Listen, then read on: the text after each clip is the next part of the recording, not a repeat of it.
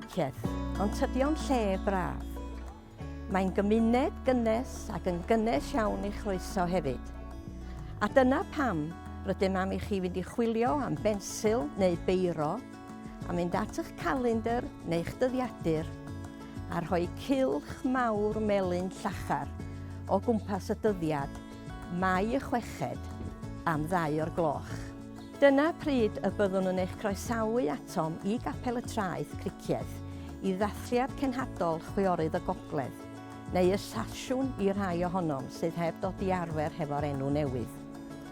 Bydd dim rhaid trefnu bws na threfnu ceir, fydd ddim angen codi'n gynnar i gychwyn yma chwaith, achos fe gewch fwynhau'r cyfan yn eistedd yn gyffyrddus ar eich soffau chi yn adref am mwynhau holl olygfeydd godido cricieth.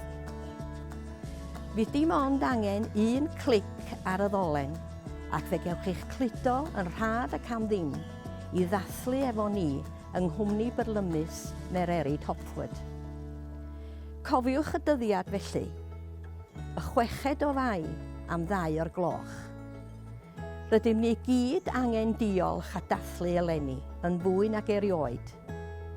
Gellwch ymuno â ni ar Zoom, YouTube neu gweplyfr ar y 6 o Fai am 2:00 i ddathlu a diolch o ddifri.